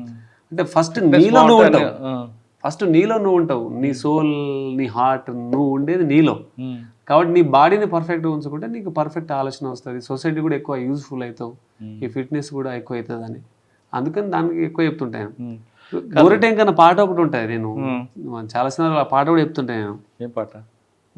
99, 2000 ఆ టైంలో ఆ పాట వచ్చింది. అది రేలా రేలా ఆ టైంలోనే ఊర్లలో ఇదే భూవలేక ఎట్లయితారు అనేది. 30 ఏళ్ళు నిండనే లేదు, ముఖం మీద ముడతలున్నాయి, 40 ఏళ్ళు దాటనే లేదు, నుసిటి పైన గీతలున్నాయి, అదృష్ట రేఖాలంటారా, బుద్ధి జీవుల్లారా, ఆకలికొచ్చిన గీతలు అవిరా అంటాడు ఆయన. అంటే ఆకలితో వచ్చిన గీతలను కూడా అమాయకులు వీళ్ళు అదృష్ట గీతలు అనుకుంటారు. అంతటి అమాయకులు వీళ్ళు పేదవాళ్ళని దాన్ని పాట రాసిన ఆయన. మీరు ఊర్లలో చూస్తే అంతే కదా, 34 ఏళ్ళకి ముఖం మీద ముడతలు వచ్చేస్తాయి, ఆకలికి వచ్చేస్తాయి అవి. కానీ వాళ్ళకి ఆకలి తెలియదు, అదృష్ట గీతలు బిడ్డ అంటారు వాళ్ళు. అమ్మాయి ఏమంటది వాళ్ళను, అదృష్ట గీత వచ్చిందిరా నీకు అంటారు వాళ్ళు. సో పేదరికము మన ముఖాన్ని చాలామంది చూస్తే అదే అనిపిస్తుంది, అస్థి పంజరాలే కనబడతారు. నీకు ఇంకా ఛత్తీస్గఢ్లో పోతే టవల్స్ కట్టుకొని ఉంటారు ఆడబిడ్డలు, చిన్న చిన్న పిల్లల పెళ్ళిళ్ళు అయిపోతాయి, వాళ్ళకి ఆహారం ఉండదు, పౌష్టికాహారం లేకపోతే పిల్లలు కూడా చిన్నగా ఉంటారు. మీకు ఫిట్నెస్ చూసి మీకు చిన్నప్పుడు మీ క్లాస్మేట్స్ అందరూ కూడా పోలీస్ అవుతారా అని మీకు రెచ్చగొట్టారు కదా? అవును, మామూలుగా హైట్ ఎత్తులో ఉంటావు కదరా, మంచి మజిల్స్ అని. ఇప్పుడు అదే హైట్ అదే మజిల్స్ ఉన్న తర్వాత సినిమా హీరో అవుతానని రెచ్చగొడితే సినిమా హీరో అయితే రెచ్చగొట్టరు నాకు. సినిమా తీస్తారా, వెళ్తారా? సినిమాల మీద నడిచిన కథలు చాలా కథలు విన్నా నేను, 20 కథలకి విన్నా నేను. కాకపోతే దాన్ని తెలుసు, దాని పాలిటిక్స్ తెలుసు నాకు. ఇప్పుడు మీరు రాజకీయ పాలిటిక్స్ సినిమాలు కూడా తెలుసు నాకు. అది దాన్ని చాలా బాగా తెలుసు, దాని డీప్ పాలిటిక్స్ తెలుసు. మా మిత్రుడు భీమ్ శిశురులో కూడా నా ఫ్రెండ్ మ్యూజిక్ డైరెక్టర్ గారు, మిఠపల్లి సురేందర్ గారు, కాసర్ల శ్యామ్ గారు, సురేష్ బొబ్బిలి. సినిమాలో ట్రై చేయలేదా? సినిమాలో కథలు విన్నాం. బంజారా హిల్స్ రోడ్ నెంబర్ 3లో ఆఫీస్ ఓపెన్ చేసారు మా వాళ్ళు. 3 నెలల ఆఫీస్ నడిచింది, నాకు ప్రీ షూట్ అయింది, ప్రీ షూట్ కూడా అయింది. మరి ఇది సినిమా, ఇది సినిమా వస్తుందా? అది సినిమా వస్తే ఎందుకు వాళ్ళ కొడుకుల హీరోలు అవుతారు, మనసుంటూ అడవిలో బిడ్డలు కూడా అవుతారు కదా. మరి అదే ట్రెండ్ రాజకీయాల్లో కూడా ఉంది కదా, దానికన్నా ఎక్కువ ఉందా తక్కువ ఉందా? ఇది ప్రజలతో ముడిపడి ఉంది ఇంకా కనీసం. అక్కడ డబ్బులు మోటివేట్ చేసి నలుగురు అది 1,00,000 మందితో మీటింగ్ పెడితే అవుతుంది ఆడ, ప్రజల రెచ్చగొట్టినా అది అవుతుంది. అది మోనోపోలీ, అదంతా అది మోనోపోలీ. అది థియేటర్ల కథలు అవన్నీ వేరు. ఇవన్నీ ఏదో ఒక రోజు బద్దలు కొట్టాలనే కదా బాధ. ఇప్పుడు ఇది తరం కాదు, మన తరం. ఈ తరంలో ఇది నిర్మిస్తే నెక్స్ట్ తరానికి యూజ్ అవుతానే కదా. ఇప్పుడు సినిమాలలో వీళ్ళని అందగాళ్ళు, ఇప్పుడు ఉన్న హీరోలు అందగాడు, భూమి మీద ఉన్న అందగాళ్ళు వీళ్ళు. అదే లేదు కానీ అదృష్టం వాడు కలిసి రావాలి కదా అందులో. అదృష్టం లేదు, మన లేదు. చిరంజీవి గారు ఎక్కడి నుంచి వచ్చారు, చిన్న కుటుంబం నుంచి వచ్చారు. నాని చిన్న కో డైరెక్టర్ నుంచి. అది ఎక్కడ వస్తుంది అంటే అది కోట్ల మందిలో ఒక్కని తగులుతుంది. అది రవితేజ వీళ్ళందరూ కూడా వచ్చారు, ఫ్యామిలీ కుటుంబాల నుంచి వచ్చిన వాళ్ళు. ఇప్పుడు ఉన్న జనరేషన్ లేదు కదా సినిమా వాళ్ళు. అంటే నేను యూనిఫామ్లో ఉన్నా కాబట్టి దాని మీద ఎక్కువ మాట్లాడతలే, కానీ యాక్చువల్లీ ఎంత డిస్క్రిమినేషన్ ఉంటుంది అంటే చాలా డిస్క్రిమినేషన్ ఉంటుంది సినిమా కానీ పాలిటిక్స్ కానీ. అంటే ఈ శరీరం మీద అవమానాల గాయాలు ఎన్నో ఉంటాయి, ఎన్నో గాయాలు ఉన్నాయి, శరీరం నిండా ఉన్నాయి గాయాలు, సందు లేదు. ఈ గాయాలు సినిమా ఫీల్డ్లో అన్నిట్లో, cinema not only cinema field, ఏ ఫీల్డ్లో పోయినా అవమానాల గాయాలు ఎక్కువనే ఉంటాయి. ఒంటి నిండా ఉన్నాయి నా గాయాలు, కనిపిస్తాయి మీకు అంతే. కానీ అవమానం వేరే ఫీల్డ్కి వెళ్ళి అవమానం పడే బదులు మీకు గౌరవం ఇస్తుంటే మీ కుటుంబానికి సొసైటీలో గుర్తించిన మీకు ఒంటి మీద కాకి దాన్ని ప్రేమించవచ్చు కదా. దీన్ని ప్రేమిస్తున్నా కదా నేను. అమితంగా ప్రేమించేది, నాకు అమితంగా ప్రేమించే బట్టలను కూడా దూరం చేస్తున్నా అంటే ఇంత పవిత్రమైన కళ ఉండొచ్చు. అది ఎంతమంది జీవితాల మార్చుతుందని కసి ఉండొచ్చు. ఇవి ఎన్నో ఉంటాయి, ఎన్నో సంఘర్షణలు అయితే బ్రెయిన్లో నాకు. ఒకసారి నేను ఆలోచిస్తుంటా, చాలా రాస్తూ ఉంటా, చాలా లాంగ్ డిబేట్ పోతుంది నా బ్రెయిన్. ఒకసారి వెళ్ళిపోతుంటుంది. ఏమైనా డెసిషన్ ఇట్లా అంటే మా అమ్మ నాన్న బాధపడతారు, ఏడుస్తారు. అరే మనం ఏం లేని కుటుంబం నుంచి వచ్చిన బిడ్డ, కాస్త కూస్తో నువ్వు బయటికి వెళ్ళినావు, నువ్వేమైనా చూస్తావంటే నువ్వు ఇట్లా తయారైనావు అని బాధపడుతున్నారు. ఇప్పుడు నుంచి కాదు, నేను స్టూడెంట్ లైఫ్ నుంచి మా అమ్మ అట్నే ఉంటుంది. వీడు ఏదైనా డిఫరెంట్గానే ఉంటాడు, వీడు ఆగమవుతాడు అని చెప్పేసి మా అమ్మకి ఇప్పుడు కూడా వీడు ఆగమైపోయిన మనిషి లెక్కనే ఉంటాను నేను. వీడు ఆగమైపోయింది, వీడి ఆలోచనలు అంతా ఆగం ఉన్నాయి అని ఉంటుంది. సో అట్లా ఇప్పుడు సినిమా ఫీల్డ్ మీరు చూస్తే అంటే నాకు తెలిసి ఒక హీరో కడుపులో పుట్టినోడు ఒక 10 మందిలో ఒక 5గురు సక్సెస్ అవుతారు వాళ్ళు. అంటే వాళ్ళ స్ట్రైక్ రేట్ 50%. మన ఇక్కడ 1,00,00,000 మందిలో ఒకరు, మీరు రవితేజ వీళ్ళు చెప్పింది 1,00,00,000 మందిలో ఒకరు వస్తారు పాపం. మోనోపోలీ ఏదైనా వాళ్ళు అంతా నడుస్తుంది. ఇక సార్ ఫైనల్గా చెప్పండి, మీ గోల్ ఏంటి? యూనిఫామ్లో ఉండి సక్సెస్ అయ్యి మంచి పేరు తెచ్చుకోవాలన్నా, లేదు మీరు అనుకున్న రాజకీయ సినీ రంగాల్లోకి వెళ్ళి సాధించాలన్నా? అయితే నా వేలో నేను పోతున్నా, నా శక్తి ఏందో నాకు తెలుసు కదా. అంటే మనం ఎంతవరకు బ్యాటింగ్ చేయగలుగుతామో తెలుసు. అంతకు మించి బ్యాటింగ్ చేస్తే వికెట్ ఎగిరిపోతుంది మనం. కాబట్టి దాన్ని చూసి చేసుకుంటా పోతున్నా. మోస్ట్లీ ఏది చేసినా కూడా ఒక న్యూ పాత్ని క్రియేట్ చేయాలి అప్కమింగ్ జనరేషన్కు. మళ్ళీ మనం పుట్టాం ఈ నేల మీద అంటే ఒక మనిషి ఆలోచన వేరుగా ఉంటుంది. ఒక మనిషికి ఉన్న ఆలోచన ఒకరికి ఉండదు కదా. అంటే అలిశెట్టి ప్రభాకర్ గారు అంటారు, ప్రతి హృదయానికి ఒక మనిషి ఉంటాడు, కానీ ప్రతి మనిషికి ఒక హృదయం ఉండదే, అదే నా బాధ అంటాడు ఆయన. ఇది మనం తెలిసిన వాళ్ళం కదా, ఈ కన్సర్న్ తెలిసిన వాళ్ళు, దీని మీద పట్ల అవగాహన ఉన్న వాళ్ళం మనం. సో ఏమైనా మనమే క్రియేట్ చేయాలి అనేది మనం నమ్ముతున్నాం అన్నట్టు. రేపు ఇంకొకరి మీద భారం వేసి ఆయన చేస్తే నేను పోతుండే అని అట్లాంటి ఆలోచన లేదు నాకు. మన వల్ల ఎంత అవుతుందో, మన ఎఫర్ట్ ఎంత పెడితే ఎంతవరకు పోతుందో అంతవరకు చేద్దామని నడుస్తుంది. సినిమా ఫీల్డ్లో కూడా అవకాశం, స్టోరీలు వినిపిస్తారు, ప్రొడక్షన్లు ఉండదు. మెయిన్గా మీకు తెలిసి ఉంటుంది, ఒక సినిమా తీయాలన్నా 5-6 కోట్లు 10 కోట్లు అవుతుంది, ఒక 3-4 కోట్లైనా అవుతుంది. ప్రతిడు కథ పట్టుకొని వస్తారు, మంచిగా ఉన్నారు సార్ మీరు వస్తారు, కథ ఓకే, నేను ఓకే, ప్రొడ్యూసర్ ఎన్ని అంట, మీరే మీరు చూడరు సార్ అంట. నేను ప్రొడ్యూసర్ చూసే పరిస్థితులు నేను ఉన్నానా? నేను అంటే ఎవరినైనా చెప్తాం మనం పెద్ద పెద్ద స్కూల్లో చదువుకున్నాం, పాఠశాల చదువుకున్న అందరూ కూడా ట్రాక్టర్ డ్రైవర్లు, మా వాళ్ళు లారీ డ్రైవర్లు, మా ఫ్రెండ్స్ ఎవరు ఉంటారు, పాన్ డబ్బా నడిపేటోడు, ఆటో డ్రైవరు, సుతారి పని చేసేటోడు నా ఫ్రెండ్స్, నా సర్కిల్ అది. నేను పెద్ద స్కూల్లో చదువుకున్నా, మా వాడు యూఎస్లో ఉన్నాడు, ఎన్ఆర్ లేవుగా మాకు, సరే మాకు తెలియదు ఈ రాష్ట్రం తప్ప వేరే రాష్ట్రాలు తెలియదు. కానీ అటువంటి గోల్ ఉన్న ఆఫీసర్లు అందరూ కూడా కొంతమంది దారి తప్పుతుంటారు. మీరు ఆ విధంగా దారి తప్పడానికి ప్రయత్నిస్తారా? అంటే నేను దారి అంటే రాంగ్ ట్రాక్లో వెళ్ళిపోతారని, రాంగ్ ట్రాక్లో అయితే వెళ్ళను, నేను ఫుల్ కాన్షియస్లో ఉంటాను, నేను 100% రాంగ్ ట్రాక్లో వెళ్ళను. చేస్తే డబ్బులు సంపాదించాలని వేరే వేరే మార్గాల్లో వెళ్తుంటారు. అట్లా ఛాన్సే లేదు అసలు, నేను ఆ ఛాన్స్ ఇయ్యను. ఎందుకంటే మనల్ని చూసి యాక్చువల్ మనం అనుకుంటాం, ఒక్కరు చదివి నేనైతే చాలరా అనుకునేటోళ్ళు, మనల్ని చూసి వందల మంది పిల్లలు ఇన్స్పైర్ వస్తుంటే మనం ఏ నెగిటివ్ వాళ్ళకి ఇవ్వద్దు అనేది నా బాధ. మనం ఏమి ఇచ్చినా ఈ సొసైటీకి పాజిటివ్ ఇస్తాం, పాజిటివ్ ఇంపాక్ట్ని ఇస్తాం తప్ప అసలు నెవర్ నెగిటివ్ ఇయ్యను. నేను యాక్చువల్లీ ఇయ్యను. మనం ఏడ ఉన్నా కూడా మనకి పాజిటివ్ ఇంపాక్ట్ని ఇస్తాను 100%. ఏ హోదాలో ఉన్నా ఎట్లు ఉన్నా దాంట్లో బెస్ట్గానే ఉండాలనుకుంటున్నాను, నేను ఆ ఫీలింగ్లోనే ఉంటా. సో అదే ఉంటుంది 360 డిగ్రీలో ఆ పాజిటివ్ వైబ్సే ఉంటుంది. తన వ్యక్తిగత గోల్ వేరేగా ఉన్న పోలీస్ యూనిఫామ్ ఇమేజ్ మాత్రం ఇటువంటి పరిస్థితుల్లో తగ్గకుండా పనిచేస్తానంటున్నారు కాశీరామ్. యూనిఫామ్ నాకు గౌరవం ఇచ్చింది, నా కుటుంబానికి ఒక అన్నం పెడుతుంది కాబట్టి దాని ఇమేజ్ ఎక్కడ తగ్గించను, కానీ నా గోల్ మాత్రం రీచ్ అవుతా, అది కూడా పాజిటివ్ వేలో వెళ్తా. నన్ను చూసి 10 మంది పోలీస్ డిపార్ట్మెంట్ రావాలి, నేను ఎక్కడ పనిచేసినా ఆ డిపార్ట్మెంట్ రావాలి తప్ప నన్ను చూసి చీ కొట్టకుండా నా తల్లిదండ్రులకి నా కుటుంబానికి మంచి పేరు వచ్చేలా పనిచేస్తానంటున్నారు కాశీరామ్. ఇది వారం కాశీరామ్ గారు సెక్షువల్ ఇంటర్వ్యూ. వచ్చే వారం మరో గెస్ట్తో మళ్ళీ కలుద్దాం. అంతవరకు నమస్తే, థ్యాంక్ యూ అండి, ఆల్ ది బెస్ట్. నమస్తే సార్, థ్యాంక్ యూ.